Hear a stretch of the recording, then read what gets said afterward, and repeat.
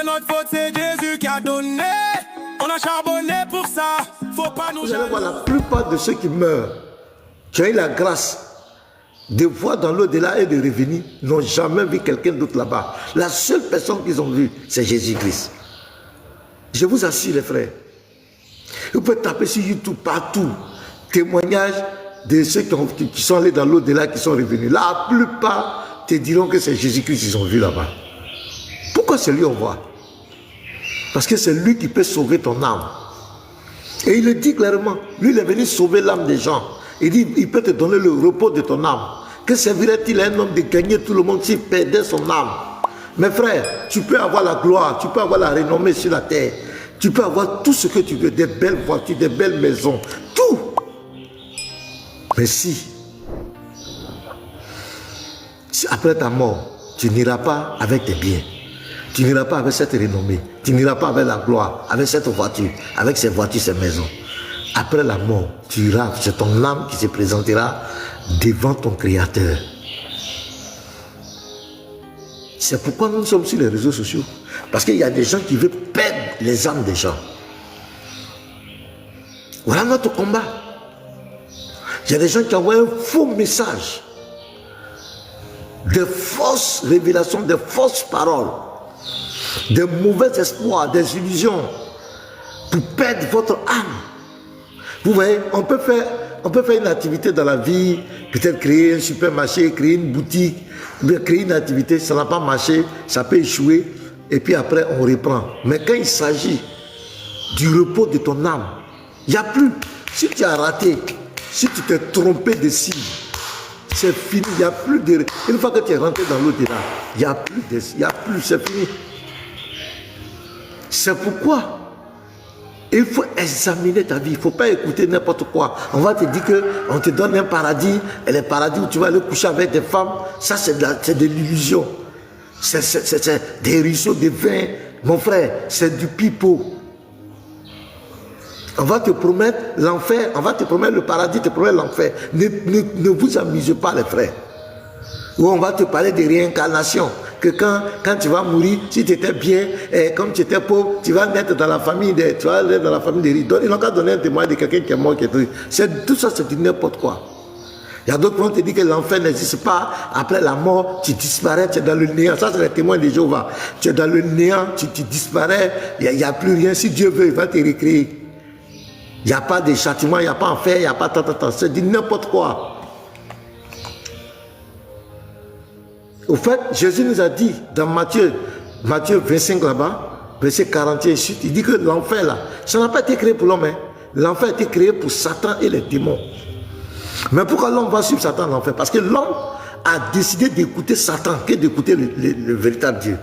D'écouter Jésus. C'est pourquoi l'homme va aller. Celui que tu écoutes, c'est lui ton maître. Celui que tu écoutes là, celui qui te conduit, c'est lui ton papa, c'est lui ton maître. À ta mort, tu iras là où ton maître est. C'est aussi simple que ça. L'enfer n'a pas été créé pour l'homme, l'enfer a été créé pour Satan et les démons, comme Jésus le dit. Mais pourquoi l'homme va aller là-bas? Parce que l'homme a décidé d'écouter Satan que d'écouter Dieu. L'homme aime le monde, le plaisir, le sexe, la boisson, toutes sortes d'abominations, l'impureté. L'homme aime ça, il aime bien écouter le diable. Mais c'est ce que le diable lui propose, il aime écouter les désirs de sa chair.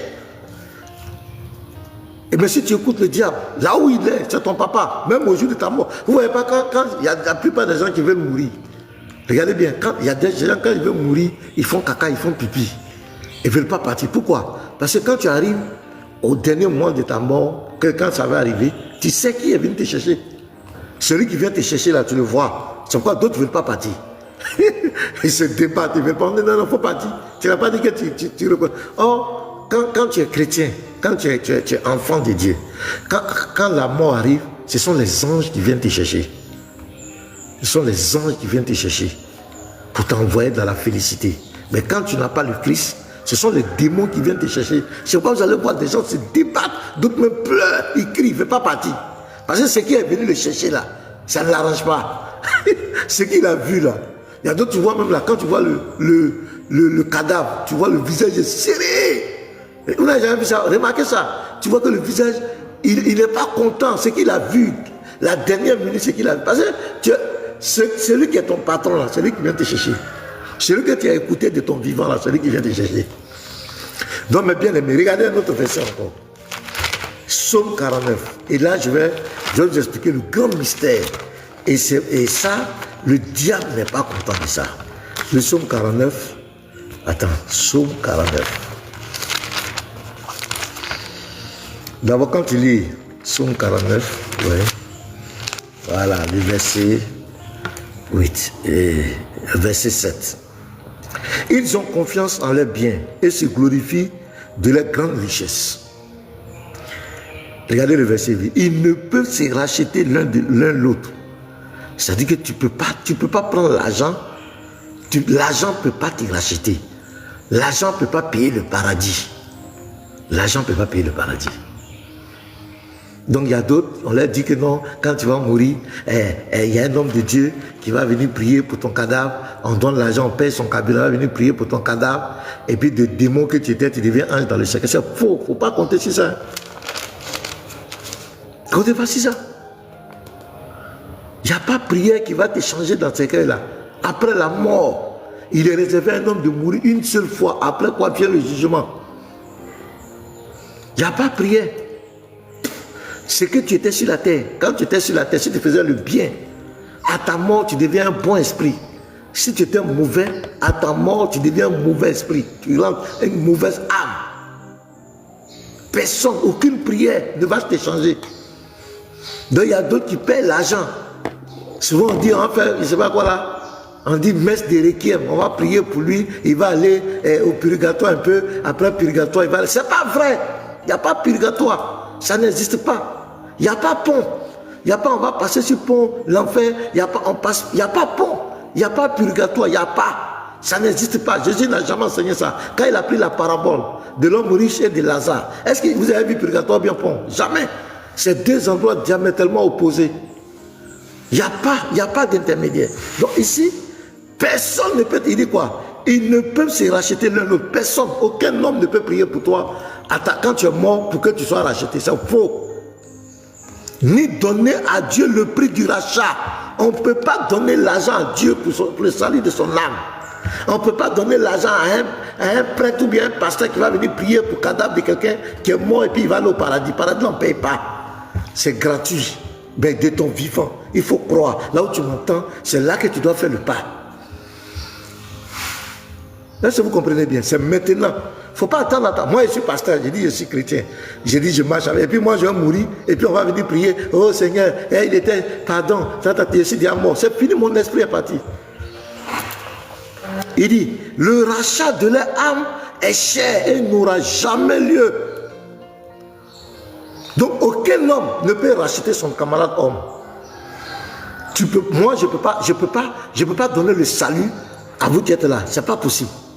Je n'ai pas cette capacité de prier pour toi après ta mort pour que tu partes au paradis. C'est pas possible. Je n'ai pas cette capacité. Et toi-même, moi, je ne peux pas donner l'argent à Dieu. Je ne peux pas me sauver moi-même. Je ne peux pas comparer devant Dieu avec mes propres œuvres, avec ma propre capacité, avec ma propre justice. C'est pas possible. C'est quoi? Il dit personne. Ça dit qu'est-ce que tu vas faire si ce n'est pas par la grâce? Donc je viens maintenant dans le mystère de la grâce. C'est ça, la grâce. La grâce, c'est Dieu qui vient vers nous. La grâce, c'est Dieu qui prend la responsabilité de nous justifier. C'est lui qui prend la responsabilité de nous donner son esprit. C'est lui qui nous sanctifie. C'est lui qui nous donne la capacité de faire de bonnes œuvres. C'est ça la grâce. Et c'est ce message d'amour que Jésus a envoyé à toute l'humanité. Et c'est ce message que Satan ne veut pas. Satan a créé des religions pour s'opposer à ça. La grâce que Dieu a accordée à tous les hommes. Le diable a créé des religions. Le diable a créé des voies pour s'opposer à cette grâce. Le salut de ton âme est en Jésus-Christ. C'est lui seul qui peut sauver ton âme de la damnation. Et bien sûr, c'est lui qui va juger les vivants et les morts. Il n'y a pas quelqu'un qui va juger les vivants et les morts. Donc qu'est-ce que tu dois faire? Tu dois te ranger du côté qui va juger les vivants et les morts. Il est en même temps le procureur. Il est en même temps ton avocat. Il est en même temps le juge. Tu vois? Donc ça veut dire que quand tu es avec Jésus, ton salut est garanti. C'est pourquoi il a dit dans Jean 5, verset 24, celui qui écoute ma parole et qui croit à celui qui m'a envoyé a la vie éternelle. Il ne passe pas en jugement. Pourquoi il dit ne passe pas en jugement? Parce que ton casier judiciaire, quand tu acceptes le Christ, ton casier judiciaire, tout ce qui te condamnait, comme le dit dans Colossiens 2, le verset 13 à 15, ton casier judiciaire devient vide. Tu n'es plus condamné. Mes frères, c'est cette grâce que Dieu nous a donnée. Mais il y a des hommes qui ne veulent pas. Ils disent qu'ils ne veulent pas de cette grâce. Le plus grand péché qu'un homme peut connaître, ce n'est pas parce qu'il a volé, ce n'est pas parce qu'il a tué, ce n'est pas parce qu'il a menti, mais c'est de dire non à la grâce de Dieu. Le plus grand péché qu'un homme peut commettre, c'est de dire non à ce que Jésus a fait pour lui à la croix. À partir du moment où tu refuses ça, il n'y a plus de solution pour toi. Parce que par ta propre justice, tu ne peux pas comparer devant le tribunal de Dieu et être sauvé. Donc toutes ces religions qui vous font croire que par votre propre justice, par votre propre sagesse, par votre propre effort, vous pouvez rentrer au paradis, c'est du pipeau. Ils vous ont blagué. Personne ne peut comparer devant Dieu sans la grâce de Dieu et être sauvé sans la grâce de Dieu, sans sa miséricorde. Je vous le dis. Mon pasteur, maintenant, je suis pasteur, je dis, je prêche. C'est par la grâce de Dieu. C'est pas parce que j'étais un vrai païen. Mes frères, un vrai païen, un vrai incrédule. Tous les vices du monde que vous connaissez, j'ai fait. Il n'y a pas quelque chose que je n'ai pas fait. Si je vais donner mon témoin ici, c'est grave. Mais Dieu m'a fait grâce. Je connaissais rien. Dieu m'a fait grâce. C'est cette grâce-là que je veux partager avec toi, mon frère. Ne faut pas que quelqu'un va te blaguer sur cette terre pour te faire croire qu'en dehors de Jésus-Christ, en dehors du salut que Jésus a envoyé, quelqu'un d'autre peut te sauver. Jamais! L'évangile que Jésus a envoyé va jusqu'à la fin du monde. J'ai dit, regardez, Matthieu 24. Ne vous laissez pas distraire, mes frères. L'esprit de séduction est là. L'esprit d'antichrist est là. Faites attention. Matthieu 24, verset 14. Cette bonne nouvelle du royaume, c'est-à-dire l'évangile, sera prêchée dans le monde entier pour servir de témoignage à toutes les nations. Alors viendra la fin. Jésus dit que son évangile, ce message de grâce, cette bonne nouvelle doit aller jusqu'à la fin du monde. Tu cherches quoi ailleurs? Jésus dit ça dans la fin. Jésus n'a jamais parlé d'une certaine religion quelconque qui va venir après, d'un autre Dieu, d'un autre prophète quelque part qui va venir après lui. Non. Jésus ne t'a jamais dit ça. Si tu es parti là-bas, c'est ton papa, ça te risque et péril. Jésus ne t'a pas envoyé là-bas. Il ne t'a pas envoyé quelque part. Est-ce que Jésus t'a dit de suivre quelqu'un qui va venir, un prophète arabe ou bien quelque part? Jésus t'a dit ça? Il n'a jamais dit ça. Si tu vas là-bas, ça te risque et péril. Ça te risque et péril. Il ne faut pas dire que c'est quelqu'un qui t'a envoyé. Jésus ne nous a jamais enseigné qu'après lui, il y a un prophète, il y a une religion qui va venir quelque part pour parachever quoi. Jésus il a dit tout est accompli. Tout est accompli. D'ailleurs, il nous a mis en garde. Dans le même chapitre de Matthieu 24, au verset 25, il dit au verset 24, car il se lèvera de faux Christ, de faux oints et de faux prophètes. Ils feront de grands prodiges et de miracles au point de se dire, s'il était possible, même les élus. Donc il est capable d'être séduit. Il faut faire très attention, c'est un faux prophète.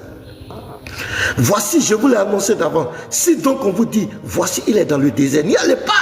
Jésus te met en garde. D'abord, il te dit au Matthieu 24, 14 que l'évangile, la bonne nouvelle doit aller jusqu'à la fin du monde. Et il te met en garde qu'il y a un prophète qui va sortir, c'est un faux prophète qui va sortir du désert. Il ne faut pas le suivre. Quand il dit n'y allez pas, il ne faut pas le suivre. Il dit, voici, je vous l'ai annoncé. Vous voyez la puissance de la parole, la puissance de l'évangile. Ça prend. C'est-à-dire que toi-même, quand tu es d'accord, quand Jésus parle, ça prend. Donc, mes frères, mes bien-aimés, il n'y a pour le salut de ton âme, il n'y a qu'un seul nom. C'est pourquoi il a dit, je suis le chemin, la vérité et la vie. Nul ne vient au Père que par moi. Ça veut dire nul ne peut rentrer. Quand on dit le Père, c'est l'éternité. Nul ne peut rentrer dans l'éternité que par moi. Il dit nul. Ça dit c'est absolu, c'est bouclé. Et les apôtres vont renchérir dans Acte 4, verset 12, que je lis encore. Ne vous amusez pas, l'évangile est trop puissant. Il n'y a de salut en aucun autre, car il n'y a sous le ciel aucun autre nom qui a été donné parmi les hommes par lequel nous devions être sauvés. Aucun autre nom. Le seul nom qui peut te sauver, donner le repos de ton âme, c'est Jésus-Christ de Nazareth. C'est clair. Donc si tu arrivé une fois dans ta vie d'abandonner la Bible, d'abandonner le Christ, le salut par la grâce qu'il nous a promis, que Christ nous a promis, d'être tenté par un autre salut, c'est la plus grosse erreur de ta vie. Ça sera la plus grosse erreur. Et cette erreur a des conséquences éternelles, a des conséquences sur la damnation de ton âme.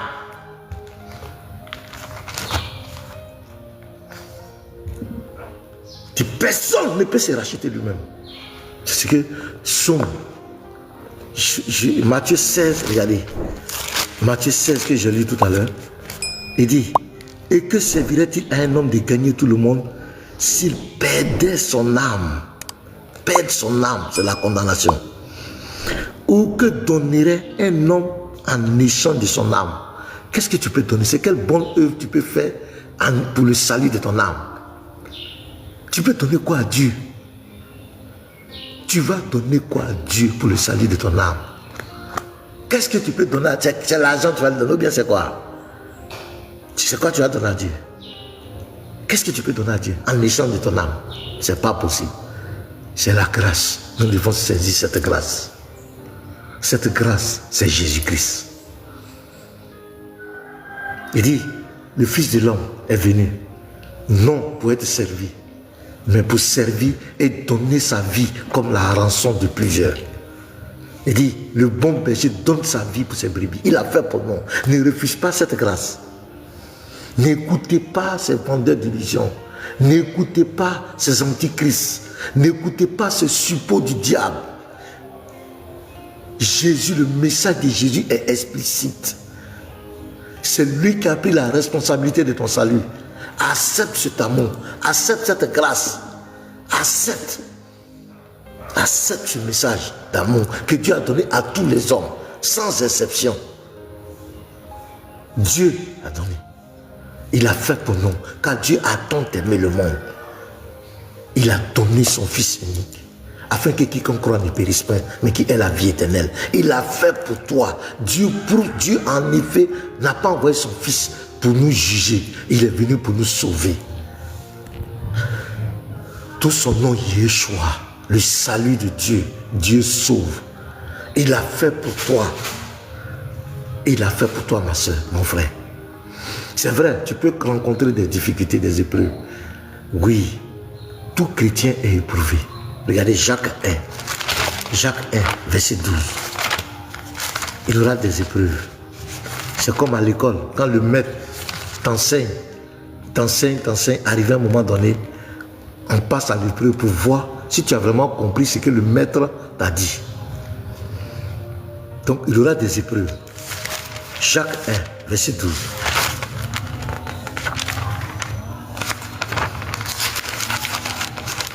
Jacques 1, excusez-moi, Jacques 1, le verset 12. Qu'est-ce qu'il dit? Heureux l'homme qui supporte patiemment la tentation, ou dans d'autres versions, l'épreuve. Car après avoir été éprouvé, vous voyez, il recevra la couronne de vie que le Seigneur a promise à ceux qui l'aiment. Donc vous voyez, donc c'est pas parce que tu es chrétien que tu ne vas pas traverser des difficultés, il y aura des épreuves. Parce qu'on doit tester ton amour pour Dieu aussi. La marche avec le Christ, c'est un mariage pour le pire et le meilleur. Mais il y a d'autres, c'est quand ça marche, c'est quand c'est doux. Alléluia, Amen, Jésus est Seigneur. Mais quand il y a les épreuves, Jésus n'est plus Seigneur. Mais sache que tout être vivant sera éprouvé. Mais l'épreuve n'est pas éternelle. L'épreuve a un commencement et une fin. Et l'épreuve a toujours un but que Dieu va atteindre dans ta vie. Mais tout sera lié à ta foi. l'épreuve de ta foi. Dieu va éprouver ta foi. Dieu va toujours éprouver la foi de ceux qu'il aime. Si tu n'es pas éprouvé, c'est que tu n'es pas enfant de Dieu. Dieu éprouvera toujours la foi de ses enfants. Mais l'épreuve va toujours passer. Mais dans l'épreuve, regardez Paul. Ils ont pris Paul et Silas. Ils les ont mis en prison. Parce qu'ils étaient allés évangéliser. Est-ce que vous avez entendu Paul pleurnicher, murmurer, se plaindre? Non. La Bible dit, dans le milieu de la nuit, lui et Silas, ils ont commencé à chanter les louanges de Dieu. Ils ont commencé à adorer le Seigneur. Mais la Bible dit, arrivé un moment, le fondement de la prison, ils sont restés faibles. Ils avaient toutes les raisons de dire, mais Seigneur, comment on est venu évangéliser et puis tu nous as laissés, les gens nous ont mis en prison. Non, non, non, non, non, non, non. Les bébés chrétiens, c'est comme ça qu'ils se comportent. Ah non, Dieu m'a abandonné. Si Dieu était vivant, pourquoi j'ai eu ce problème? Pourquoi j'ai eu tant? Si Dieu était... Non, non, non. Les matures, les véritables enfants de Dieu ne pleurent pas. Ils ne pleurent pas, les frères. Ils ne pleurent pas. Ils ne pleurent pas. Donc j'aimerais vous encourager. Jésus-Christ est la seule voie du salut. C'est un défi. Il n'y a pas quelqu'un qui peut dire le contraire. N'écoutez pas ces charlatans. N'écoutez pas ces vendeurs d'illusions. Ils veulent perdre votre âme. Celui qui vous fait croire. Quand quelqu'un vient devant toi et il te dit que tu peux mettre au placard l'évangile de Jésus, que l'évangile de Jésus, son temps est passé, et que tu dois suivre une autre voie pour avoir le salut, c'est Satan qui est devant toi, déguisé en homme. C'est le diable qui est devant toi. Tu ne dois jamais commettre cette erreur, mon frère, ma soeur. Tu ne dois jamais penser dans ton esprit une seconde qu'en dehors du Messie, du Mashiach, de Jésus-Christ, tu peux avoir le salut. Les gens peuvent bavarder, faire des débats. Oui, il est écrit, c'est bien. Mais celui qui donne le salut de l'âme, celui qui va juger les vivants et les morts, il s'appelle Jésus-Christ. Le maître de l'au-delà. Le maître de l'au-delà, il s'appelle Jésus-Christ. Il n'y a pas de débat. Il n'y a pas quelqu'un qui peut contester ça. Il n'y a pas. Il n'y a pas. On fait tous les débats, c'est vrai. Mais là-bas, là, il n'y a pas un autre nom. Il n'y a pas quelqu'un. Quand tu vas fermer les yeux là, il n'y a pas tout ça là-bas. C'est lui seul, le maître de l'au-delà. Il s'appelle Jésus-Christ. Jean, l'apôtre Jean était sur la terre avec lui. Souvent, il se couchait sur la poitrine de Jésus comme son père, comme un père qui prend son fils. Mais quand Jean est rentré dans l'au-delà, quand il a eu l'espérance dans l'Apocalypse, quand Jean l'a vu là-bas, la Bible dit Jean est tombé comme mort. Jean est mort. Jean est tombé comme mort. Il a dit, oh! Le type que je voyais sur la terre, je m'amusais à lui, je partais sa poitrine comme un bébé qui vient dans les bras de son père. Mais je l'ai vu ici. Jean dit qu'il est tombé comme mort. Il ne pouvait pas supporter la gloire. Jean dit qu'il est tombé comme mort. Il dit, c'est là qu'il a touché Jean. Et Jean est revenu à lui. Il dit, ne crains rien. Oh, ne crains rien. Je suis le premier et le dernier. Oh, le commencement et la fin. J'étais mort et je suis vivant. Au siècle des siècles, je tiens les clés de la mort et du séjour des morts. Aïe! Attends, je vais acclamer pour Jésus.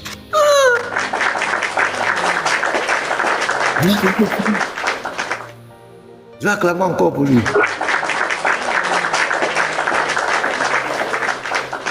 Celui qui tient les clés de la mort et du séjour de mort, le maître. Il a donné les preuves de son immortalité. Il n'est pas resté là à bavarder. Moi, je suis immortel. La mort, non, non, il a affronté la mort pour montrer à tous que c'est lui le maître de la mort.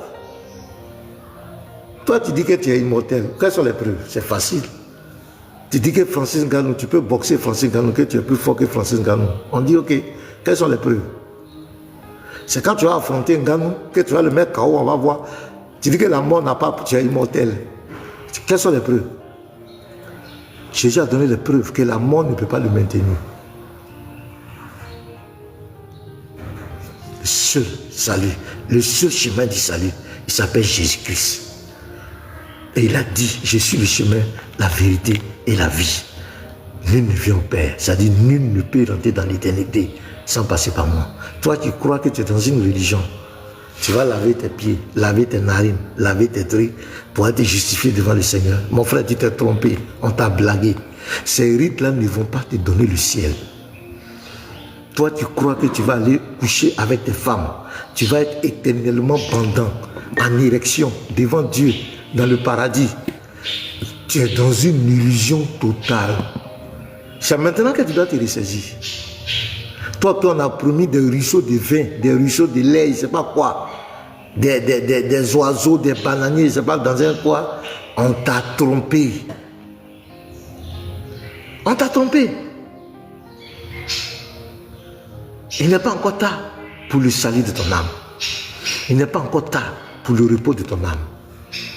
Il n'est pas encore tard. C'est maintenant. C'est maintenant où tu m'écoutes. Si la mort vient te surprendre, c'est fini pour toi. Il n'est pas encore tard. Jésus te tend la main. Toi, qui fréquentes une assemblée et tu sais que tu n'as pas encore fait la paix avec le Christ. Tu es un religieux.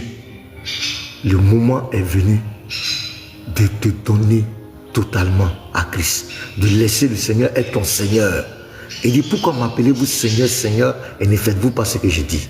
On ne peut pas dire qu'on est chrétien, on ne peut pas dire qu'on est disciple du Christ, et on fait ce que le Christ ne veut pas. Je répète, tu ne peux pas dire que tu es disciple de Jésus, et tu fais ce que Jésus ne veut pas. Il dit, pourquoi m'appelez-vous Seigneur, Seigneur, et ne faites-vous pas ce que je dis? Donc pour reconnaître ceux qui sont sauvés, qui ont la vie éternelle, c'est ceux-là qui font la volonté de Christ. C'est ceux-là qui sont soumis à Christ. Si tu crois que tu es chrétien et que tu vis en contradiction avec Jésus, avec la parole de Jésus-Christ, tu n'es pas encore chrétien. Tu n'es pas encore chrétien. Parce que tout disciple, le disciple va faire comme son maître. Le disciple se soumet à son maître. Un disciple ne peut pas être en porte-à-faux avec son maître. Un disciple ne peut pas être en contradiction avec son maître. Un disciple sera en harmonie avec son maître. Parce que le disciple du Christ reçoit la sémence du Christ. C'est vrai, étant dans la chair, il peut se tromper, faire des erreurs, mais il ne peut pas pratiquer le péché. C'est pour le péché même que Christ est venu mourir. Tu ne peux pas pratiquer le péché. Je ne vais pas dire que tu ne peux pas pécher, mais tu ne peux pas pratiquer. Ça ne peut pas être ta nature, ça ne peut pas être ta vie. Donc je vous encourage les frères à vous accrocher au Mashiach, Jésus-Christ de Nazareth. À vous accrocher à Jésus-Christ de Nazareth. C'est le seul nom qui a été donné parmi les hommes par lequel tu devrais être sauvé. Aucun autre nom ne peut te donner le salut. En dehors de lui, tout n'est que des illusions. Le diable a créé des religions pour s'opposer à la grâce de Dieu. Le diable a créé des religions pour faire croire aux gens que en dehors de Jésus, tu peux être sauvé. C'est faux et c'est faux. Que Dieu vous bénisse. Garizim, la montagne de la bénédiction.